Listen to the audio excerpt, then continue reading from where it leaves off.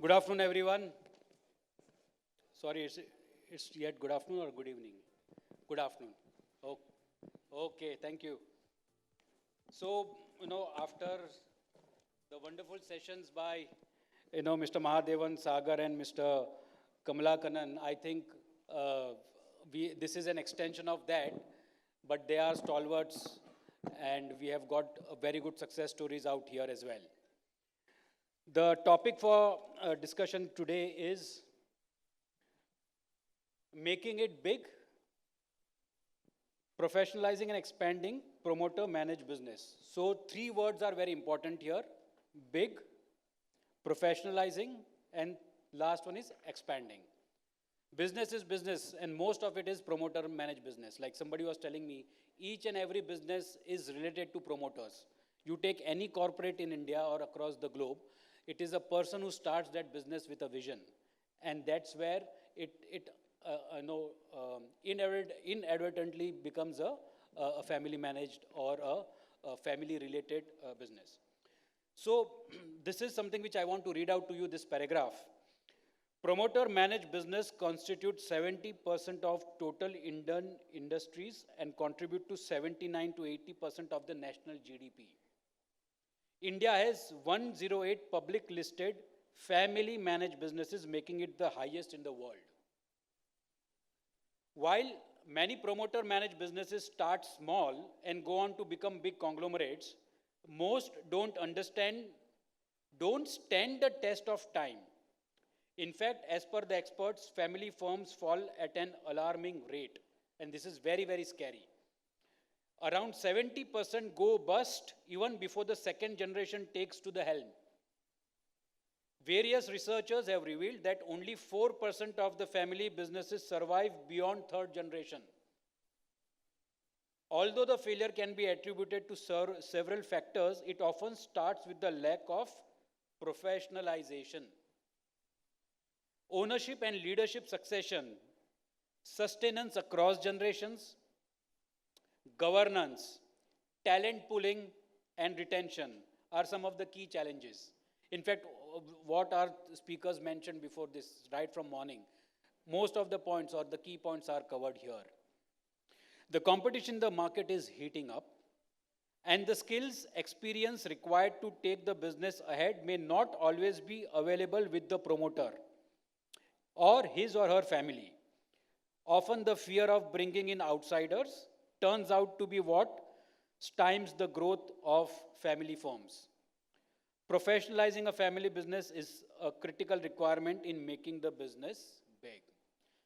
With this, I would like to take this panel and, happy to introduce our panelists today. What I'm going to do is I'm going to request our panelists to introduce themselves.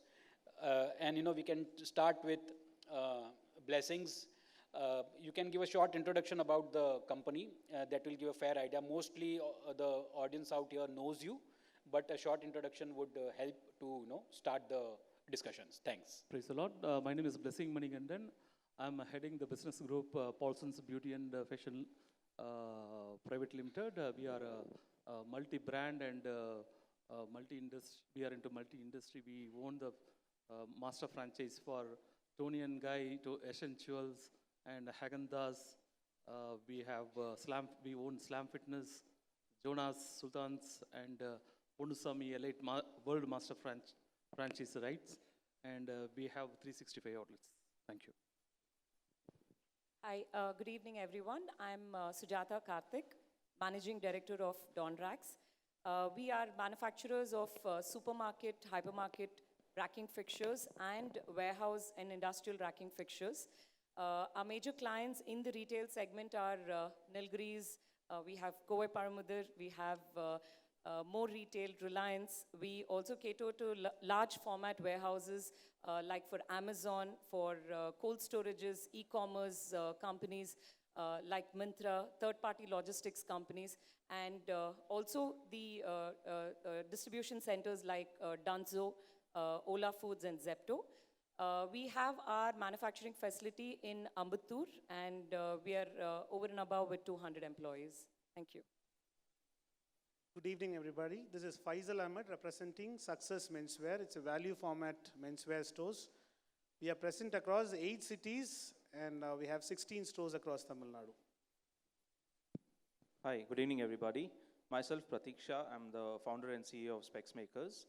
Specs Makers is a homegrown eyewear retail chain spread across 65 cities in the south with close to 300 stores. Hi, I'm Balaji Sadagopan, CEO of Chai Kings. We are Tamil Nadu's largest chai retailer. We have totally 66 stores in 4 cities. And we founded this company, I founded this company along with Java Sadiq, who's my co-founder. We started it in 2016. Good evening, everyone. My name is Agnes Raja. I'm the founder director of Pipin Fashions Retail India Private Limited. We own women's wear, fashion bottom wear, Dmoza. We operate about 65 stores across 20 cities and about 600 shop across India, about 180 cities. Excellent. Thank you everyone for this wonderful introduction. We'll start with the first question, and that is challenges, because whenever we get up in the morning, we have got challenges in front of us, which doesn't allow us to, stay properly throughout the day, and also during the night, it gives us sleepless nights. But what are the key challenges today faced? Now, the reason we are starting with this question is, this is my prediction, at the end of the key challenges that we will hear succinctly from our panelists out here, everybody will resonate with one or the other challenge, which is for sure. And then we'll take it ahead to the next level and build कि इस challenges को हम लोग कैसे solve करते हैं. So to start with, I'll start with ladies first, and Sujata. For a family managed business, what would be a key challenge from your perspective? Yeah, so first of all, joining my father's business itself was a challenge for me. Being a girl child, never I was brought up in a way that, okay, you have to take care of the family business, nothing. I was always, let free. I was allowed to study what I want. Then a day came where in the year 2009, because of recession, the company wasn't really doing well. Unfortunately, we had the overheads higher than the revenue, which was a very bad situation then, where the China imports were cheaper than the local manufactured items. So customers, the corporate clients started preferring importing from China, and we didn't know what to do. Then I was asked to come back from the US, and I didn't know, in fact, how to take over. That was the biggest challenge for me. In today's world, what big challenge that the promoters actually face in promoters run business, what people face is the acceptance of the employees of the next generation. That is something which is very, very important. And I've been appreciated and welcomed by a lot of companies, my clients, because being in the manufacturing industry, being a woman, it is very, very difficult to find women in this industry. But I did face some challenges, but then I was ultimately welcomed and appreciated. And today I'm proud to say that we have turned around the company, and we are the leading manufacturers in south of India for the retail fixtures. And we compete with the big heavy-duty racking manufacturing companies like Godrej and Nilkamal. So we have set our strong base. We have also been clear to our clients that whatever it is, ultimately it's the customer satisfaction. The top management is always approachable here, and that's what we have been driving around with our team. And I would urge, everyone here, you, be it your daughter, be it your wife, or be it your, mother, please encourage and do not shun away. I'm sure they would be great leaders someday. Excellent. So this was a challenge that Sujata faced. And you have to earn that respect. Just being a son and daughter of a successful businessman will never give you that respect from the employees or the market. It is that you have to earn it yourself. And well said, Sujata. And you have been quite successful at that. Faizal, what have been your challenges? Super. As far as family business is concerned, what I feel is while we started the business, our purpose was to just earn.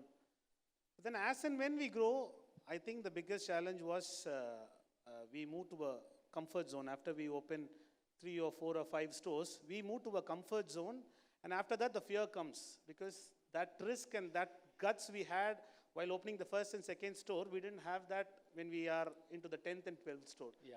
I think that moving into the comfort zone is the biggest challenge in the family managed business, is what I feel. Moving into the comfort zone, excellent, very well said. And this is what happens. Ki yaar, abhi to main, I have arrived, or almost I am there. But that's not the case. And this is again a live example from Faizal. We'll move to Pratik. Thanks, Hitesh. So mine is a first-gen business, and we did not have a problem whether it's a family business that has been inherited. It's something that we started. But we had a very perennial problem that every founder and promoter has today. Do you need a co-founder? Do you need a family member in the business? Or do you need a professional? I think that's the million-dollar question everybody has to answer. You cannot fire a family member once you take him. You cannot fire a co-founder once you have him. But you can always change the professional if he's not right. So we believed in having a very ardent thesis of saying that we will not involve family members in our business. We will not take in co-founders in our business. Me and my wife run the business. But we will hire the best professional available in the market as long as they deliver the numbers. Well said. Hiring the best professional in the market as far as he or she delivers the numbers. You cannot fire your co-founder or your relatives, whatever that adjustment will be. But definitely you can fire the professionals. So the challenge and the solution is out here. We'll go to now Balaji. See, in a promoter-managed business, right, so a promoter may not come with a lot of experience managing an enterprise.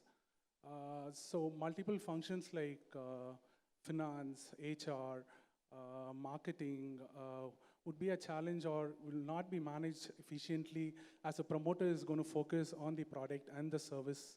So the promoter's focus would be on the product and the service in the beginning. So the challenge of managing the support functions in the early stage of starting the business. Challenges of managing the support functions. That's also very important for the entrepreneur. We all have the vision, like somebody said, that Sagar said, okay, it's not only the thoughts. I think Mr. Mahadevan also said, it's not the thoughts, we'll have to ensure that these thoughts are applied practically. So to do that, a single entrepreneur will require support, either through co-founders or family members or professionals, but that support is required. And that's what this point of, support functions, really, firing on all cylinders to take your dream to the next level is very important. So this is again a challenge for the entrepreneur out here, that who will support my marketing, HR, finance, IT, production, supply chain, and finance, so on and so forth. Now we come to Agnes. Agnes, what's your challenge? Yeah, see, biggest challenge according to me, the promoter themselves. We take a lot of shots. We are very bullish about the product what we make. We are very passionate. Sometimes some of the decision we make may not be the right one. Since you are taking your own decision, if it goes wrong, you'll not be able to blame others. At the same time, if you have people and team to run some of your core functionality, you have 3 people, 4 people sit together and debate, discuss, look at pros and cons, and you don't get into really challenging position. That's what I feel. So my biggest challenge is me, myself, and that is a fact. So in film industry or in advertising, in creative industry, there is a difference between a producer and a director. The director will go to the 7th heaven and the producer will say, okay, niche aa jao, niche aa jao, niche aa jao, because that's where he has to match with the finances. Now this is where the, people have clashes. So the entrepreneur's biggest obstacle is the entrepreneur himself. And if he realizes this, what Sagar said, what are the drawbacks in me? And this is a classic insight that is coming out, what Agnes has said, the biggest challenge for the entrepreneur is he himself. With this, I will go to Blessings. Blessings, you are a CEO out here, the only odd man out in this group, but happy so, Some people are talking about firing also, but don't listen to them. What according to you does a professional bring to the entrepreneur's journey or the entrepreneur's vision? And why is it important for an entrepreneur at certain level to hire a professional? See, so far I have traveled with all the family business entrepreneurs. Like if you take from my advertising agency. So I worked with Mr. Rajkumar, where he's the brother of Vijay Kumar, who shoot, Veerappan. He's my boss. And after that, actually, I traveled with Ashton, where, Chennai, our boys, the family, they have taken care of me like their own family. And if you take my consulting period, I traveled with the Gaurav Maria. It's a family-run business. So I worked with them for almost 7 years.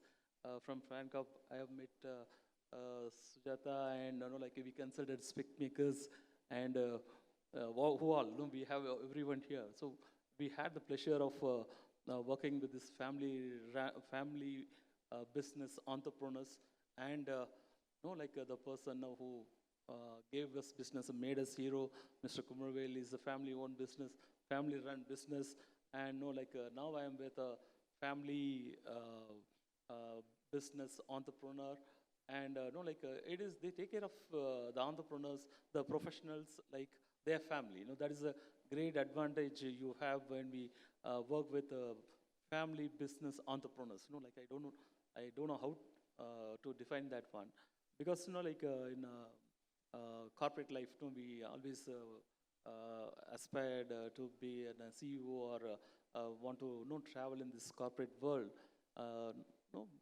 But the entrepreneurs, everyone, they have a vision. Actually, once you understand they have a vision, and you align with them, when you were able to manage 3 cities, the insecurity and your curiosity and anxiety. So with some common sense. Insecurity. A lot of common sense. Insecurity, anxiety, curiosity. All these 3 cities of the entrepreneur has to be managed. Right. And also the vice versa. The professional also have the same. Yeah. So you don't always get into whether they are raising fund, actually what they are doing, actually how many profit you are making, and so the professionals also have this 3 cities issues. Absolutely. And we should professionals should also have a lot of common sense, and we should behave. Something which is uncommon, the common sense part, Yeah. which goes without saying. I agree, but the 3 cities that you mentioned, I think that's vice versa. It's with the entrepreneur also, because But in my case now, actually, my entrepreneur is BE, MBE, PhD, and he's running dozens of colleges, schools, international schools, and he's already thousands crores. So what I can grasp is, even the entrepreneur is a professional till some extent.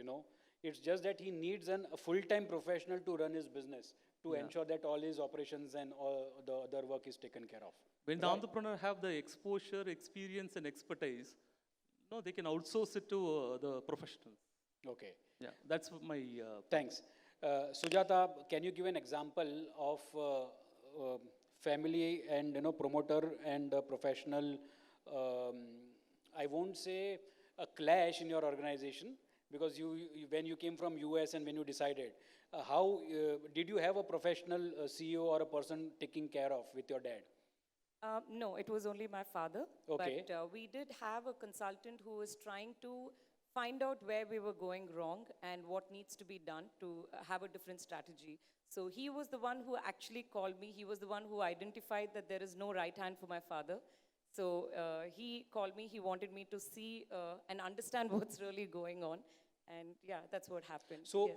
the professional in the form of a consultant, so it's not that every entrepreneur can afford a CEO or a professional, but a professional in a avatar of a consultant. And there are wonderful, we know for that matter, so many consultants are out there in the market with 20, 25, 30, 35 years of experience. And one of the things that you were mentioning about Yes. how the consultant added value, if you Yes. can share that also. So about 2 years back, especially when the COVID struck, actually we were doing really well, because there were a lot of supermarkets opening up.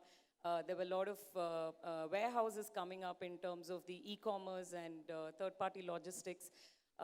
but our capacity, our factory remained the same. And we were kind of, including me, I was kind of convinced that this is how much we could do.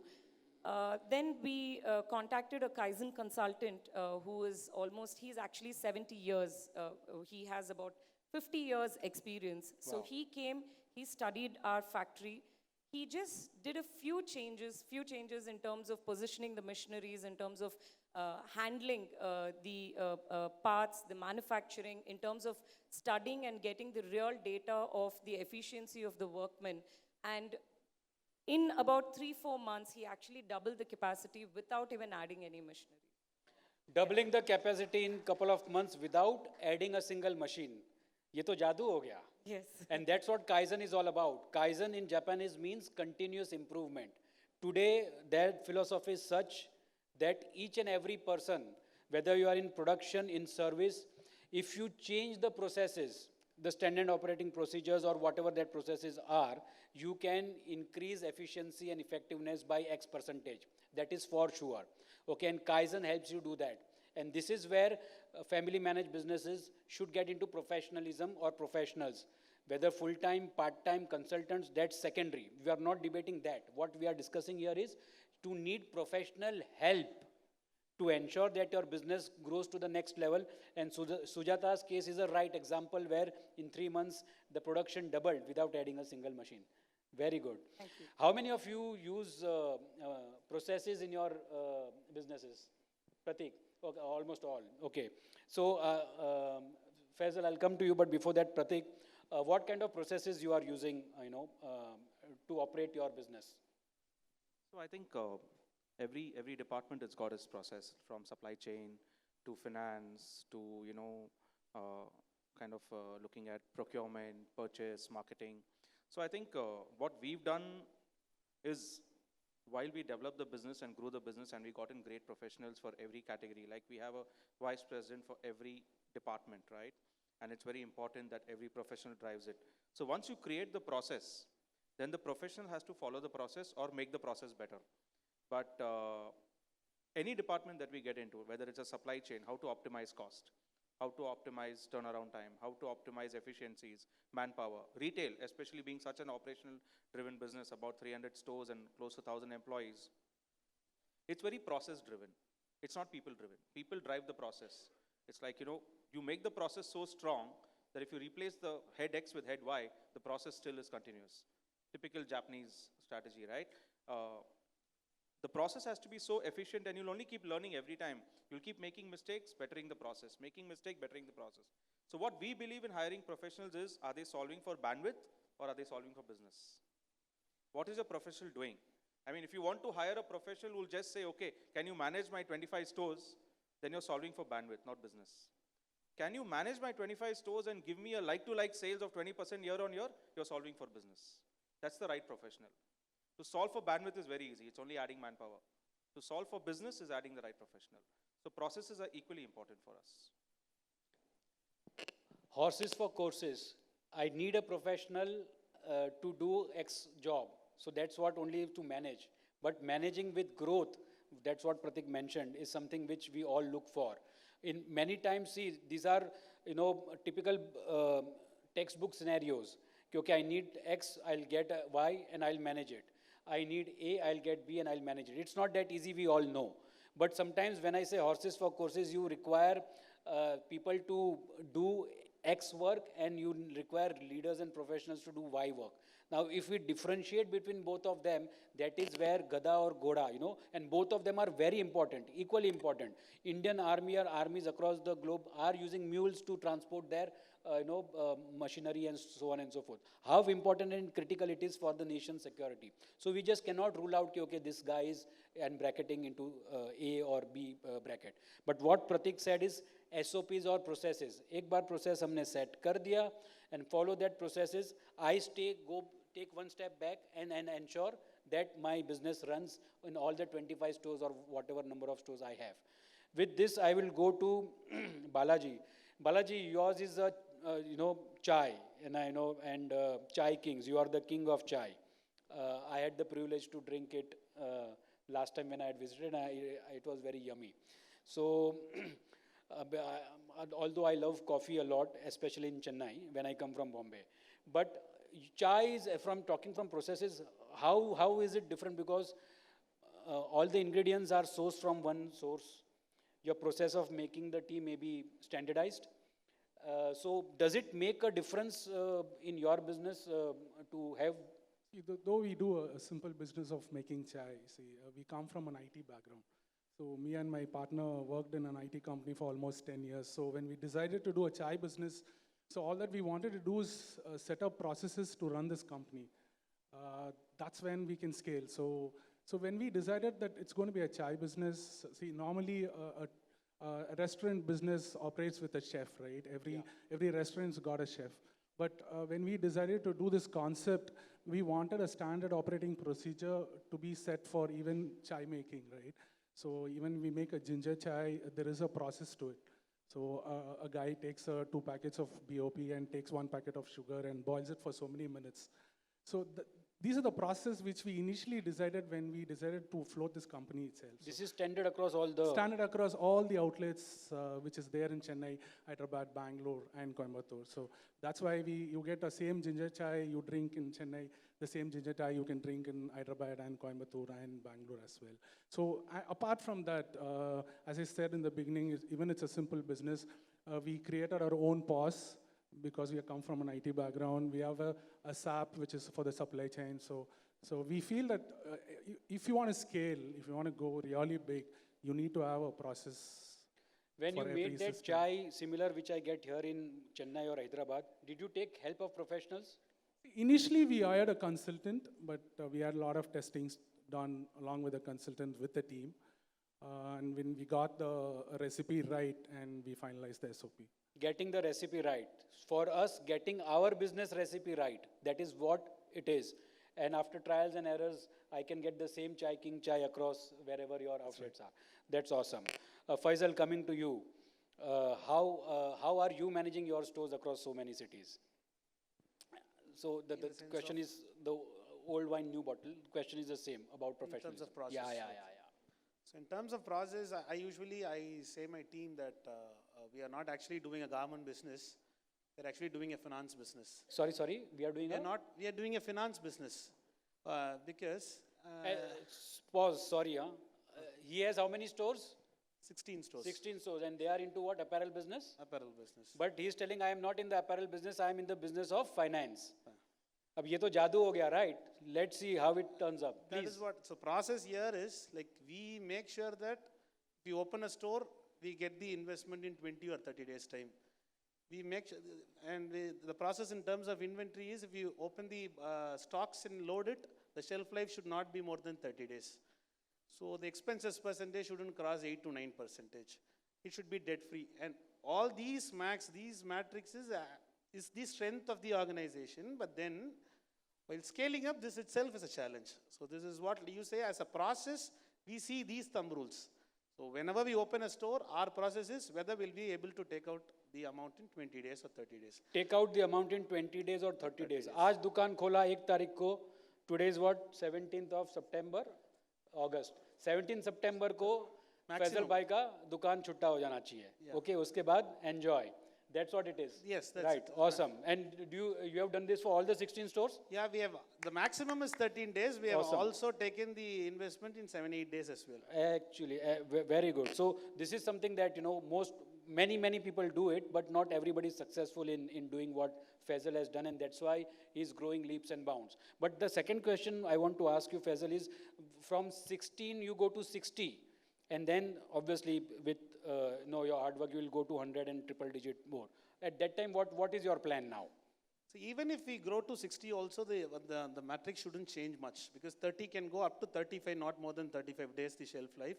Because ultimately, because even today we were discussing with few of my cousins, they were saying like, opening la unga store la vandu crowd irukku, adukapra vandu crowd illa, they used to ask me. And another question people ask me is, VM la nalla illa, merchandising la andha alavukku illa appdi sollu. So one thing retailers we miss is, like, when we started, no one asked this. Because when we 3-4 years back, when we did the business, no one asked about my VM, no one asked about the crowd and stuff. But now when people started copying our model, people start asking this question. But one thing is clear in our organization is, Because the toughest thing in retail is to bring customers, and the toughest thing in retail is to generate cash flow. So in these 2 points, if I have to maintain the customers and if I have to maintain the cash flow, I will have to maintain this thumb rule all the way, even if I reach 100 or 200 stores. So that is the reason, so that this thumb rule, at what point of time we won't be seeing any other retail formats or something. In our case, this is our strength, and we'll be building our strength as and when we grow. So I think we'll be able to do it, and we will be doing it. Because ultimately, profit has to increase, expenses has to reduce, the shelf life has to cut down, and again the sale has to improve, right from even for a store in Ananagar wherein the rental is 4 lakhs, and even for the store in Namakkal wherein the rent is 20,000, we will have to maintain the same metrics. Awesome. Cash flow, the bottom line here is ensure that your cash flow keeps ticking, for survival and then for growth. With this, Agnes, how are your processes and how do you plan your business? Actually, I was a professional before starting this business. So I worked for large organizations. I know what is professionalization. And I was also a process consultant doing business transformation, consulting. So the first thing when I started the business is to put process first, then we only started the business. We had SOPs from the day one of the store opening. First store had SOP. So every function has a SOP, HR has SOP, finance has SOP, every single department has SOP, because if you want to grow a larger organization, our vision was to make it really big. If you really want to make it really big organization, only process can drive. People can come and go. Your SOPs makes the business run for longer. So I believed in it, so that's how we built in. Even my first store had a proper ERP system. When we started the first store itself, we had a ERP system. My warehouse and stores were connected, fully connected. We know what's happening in the store. We can do replenishment everyday basis. So these all processes to scale up to the large level. When you talk about scale up, my next question is about expansion. And Agnes, you can only speak about it. What are your expansion plans now? And this question will be for everyone, including blessings when I come to you also in the last. That because a promoter managed business, it has to expand. Now we are talking about 2-3 things out here. We are talking about processes. We are talking about getting professionals. We are talking about getting consultants, etc. To do managing your cash flows and so on and so forth. So now we are getting into that expansion stage. So what is your next plan, Agnes, from the expansion? So what is your expansion strategy? See, we are an offline heavy retail. So we are looking at expanding our retail footprint across India, and our penetration in the market across large format retail and our own retail is north heavy, because we are a fashion bottom, and India, as you all know, fashion starts from north. So we are focusing more on north. And in terms of expansion and business scaling up, one more thing which I want to add for the benefit, we should have a clear organizational structure in place if you really want to grow up. Because a departmentization of functionality is very, very important. So when you start the business as an entrepreneur, we do most of the job ourselves. When you start growing, it will become very challenging to get into every single detail. So we need to have people to run the business. You just need to sit and watch and manage them with the interdepartment conflicts, ensure your teams works in coherence so that there is no interdepartment conflict and it works on full efficiency. Done. Thanks. Pratik, this is for you. I want to ask you a couple of questions. One is on your online and offline. So offline, you have mentioned any plans for online, and also what your expansion strategy is now, if you can throw some light there. Because we want to know, one is the vision part of it and how we are going to achieve it. Right now, it's just the thought process that we want to know from Pratik. I think the vision is pretty clear for the business we are in. He's into the vision business. Yeah. So, but as I said, everybody asked me this question, online versus offline, what will happen, what is it? I think we were recently discussing with some delegates while we were having coffee outside. I think online is customer discovery, especially for my business, right? And online is customer acquisition, but transaction happens at the store. This is India. Until the consumer doesn't ask the staff, or kitna kam karoge, he doesn't get that pleasure in buying. Agreed. That is in our blood. So I think online is here to stay, but as people say that online is going to pivot, it's going to be the next future. I don't see that, at least as long as we are alive, right? I don't see that happening here, especially for my category. I can't talk for other categories. I think very clearly expansion strategy has been very, very sensible for us. We decided to go deep and not spread wide. I mean, it's very easy to open a store. You want to open 30 stores a month, you can open 30. You want to open 300 a year, you can open 300. The difference is in operating the store. I mean, it's very easy to, I've seen dime a dozen businesses fail because they just want to open stores. We are a very important example. I took my eyes off expansion in 2016 to 2018. I hired a VP for expansion. And I told him we have to open 150 stores this year, right? I mean, yes, let's expand, go. I think when the team decides they want to run behind store count, the quality of store drops, right? Everybody was clapping hands, 10 stores a month, 15 stores a month, everybody's going. But when you start seeing, as the expansion is happening, but not quality expansion, because you've got private equity funded, you're just deploying the cash, investors are saying, chalo paisa dalo, let's open more stores, top line, top line. I think top line is sanity, bottom line is vanity, right? You have to look at your store EBITDA, store profitability. And when I started visiting the stores, I think I gave a ranking of only 25% of them were good and 75% only added for store count. First thing, fired the VP, right? I mean, he didn't do his job right. And we came down from 290 stores to 220 stores as COVID struck, because as you keep opening stores, you also have to keep shutting stores. Yeah. It's like the sugarcane vendor business, right? You keep running that sugarcane through that two wheels as long as you get the maximum juice out of it. So my store team had a target of opening stores, but every month they have to shut 3 stores. But which 3 will you shut? Because you've opened them, right? So those metrics were very clearly mentioned. We were very thankful. Unfortunately, not everybody blessed, but thankful to COVID. It gave us a pause in expansion. We came down from 292 to 225. Business had taken a hit very badly because we decided to kind of consolidate.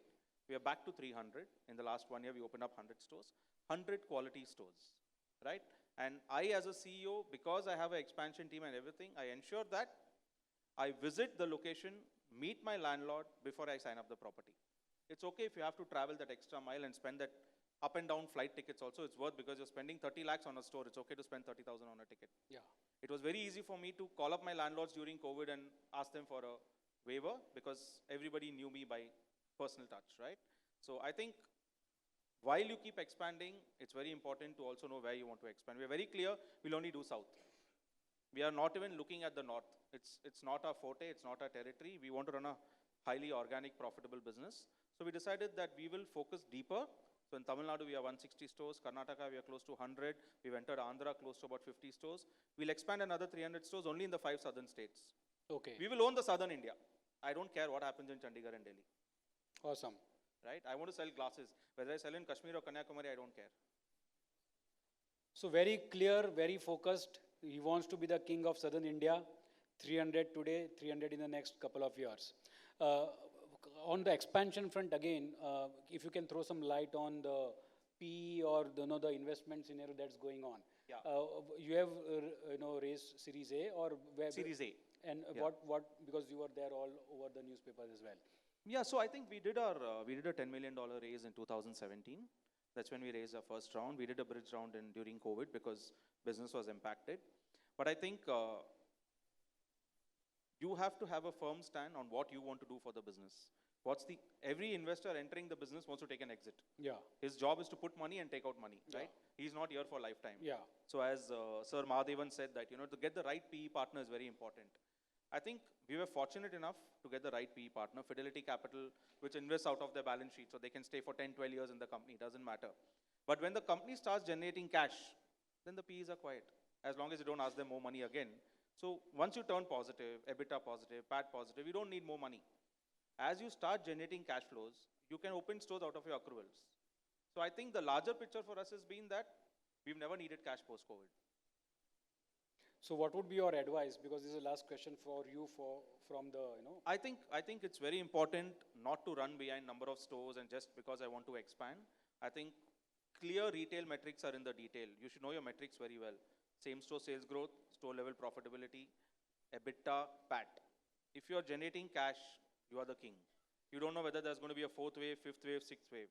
It doesn't matter. As long as your business is generating cash, you're fine. I mean, unfortunately, we've seen large businesses of retail fail I don't want to take names over here, but because they were so cash strapped that they could not even serve their basic requirements to the bank, right? So I think we've learned our lesson very hard way. We had a slowdown during COVID, but I think we are in a very, very, very comfortable position today where we have 7 term sheets of investors wanting to invest in our company, and I'm saying no to all 7.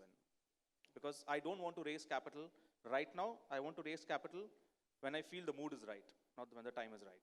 When the mood is right. Yeah, because I'm okay to not raise capital today because I'm generating cash and I'm growing out of my, why should I dilute?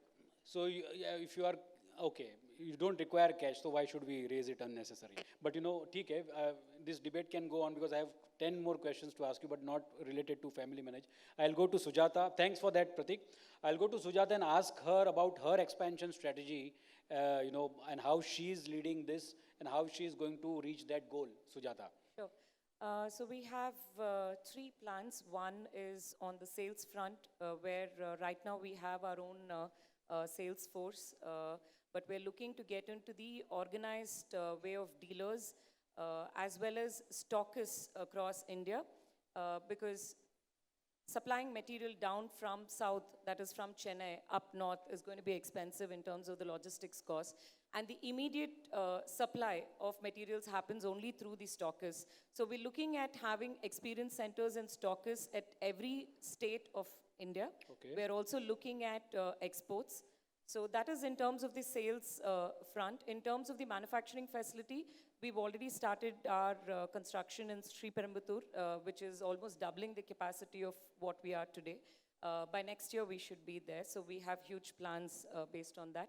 And down the line in 5 years, our vision is to become a public company where we have, right now, as on today, we have 10,000 plus customers with us. We have done 15,000 installations across India. I'm sure in the next 5 years that numbers would increase. So, Pratik, just answer. Would you like to go public one day? Never. Never. And Sujata, you're going public in 5 years. 5 years. तो देखो दोनों का अलग जरिया है कि एक को जाना है 5 साल में एक को नहीं जाना है but then things change, time is the biggest change that happens, but and both of them are right and successful. The beauty is Pratik is also successful and Sujata is also successful. So, and this is why this question of expansion in the growth strategy. I have to ask Blessings, I have not asked him a question here. What is your growth strategy, Blessings, now? We are planning to import a couple of dozens of brands, and we are planning to export a couple of brands. Okay. And we are on the process of creating some brands, and we are on the process of collaborating with brands. And already we have made deals with some brands, and now we are ready to sell every country of Ponuswamy Elite. I'm ready for offers. I'll wait for a early bird offer from people can fill up and buy every country. So exporting brands, that is India se bahar, maybe foreign countries you want to export, and that's what export is. Importing brands so that you can give more offerings to the Indian consumer. Building new brands internally in India, that is, and what was the 4th thing that you said I was... Collaborating with collaboration. Indian brands. So 4 things of growth strategy: export, import, create your brand, and collaboration. And that is the best thing. For example, there is a samosa guy, it's a brand, Samosa King is a brand, Bangalore based. Now if they have tied up with CCD, straight away they have got an access to 1,000 stores. Okay, मेरे समोसे 1,000 stores में जा सकते हैं. If north east में नहीं जाते तो at least 500 में तो जाएंगे west और south में. Now this is what collaboration is all about. And today we had done a session on collaboration, a summit on collaboration 2 years back, where today each and every business can collaborate with another business which is like-minded, not a competitor.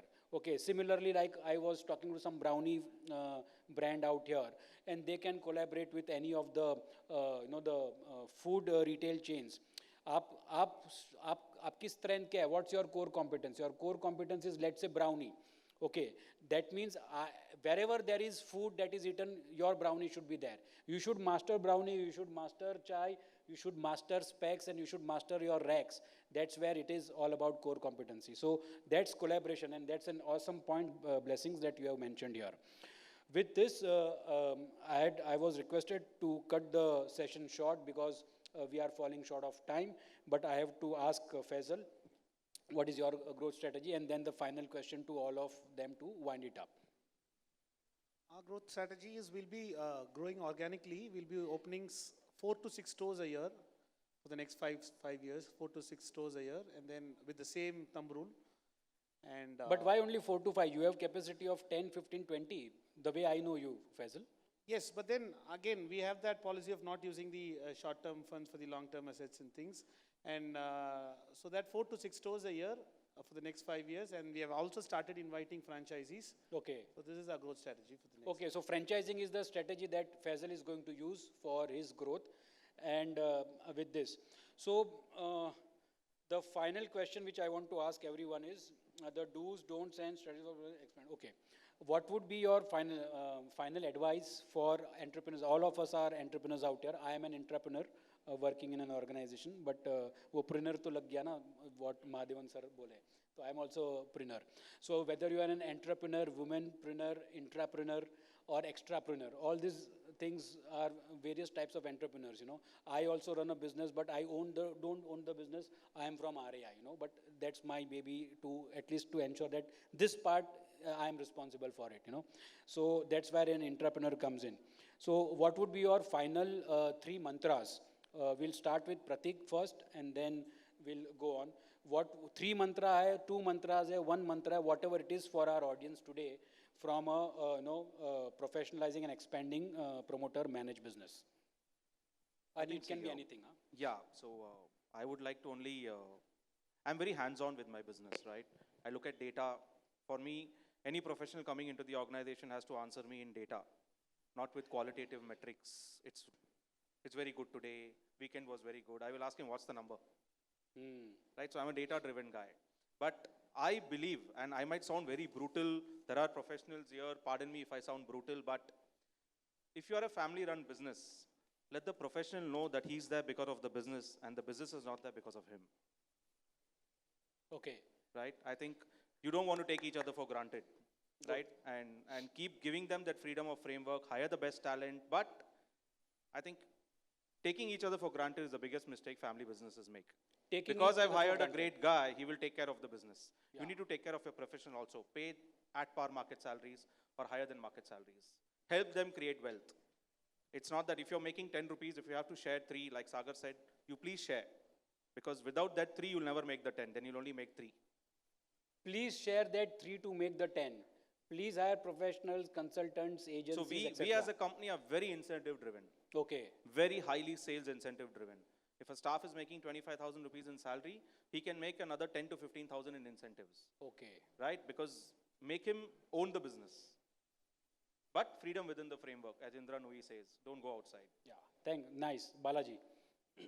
So I would say 3 things. The first thing is the execution. The simplest ideas have clicked with proper execution, and that's a vice versa, right? Our greatest idea has failed because of the poor execution.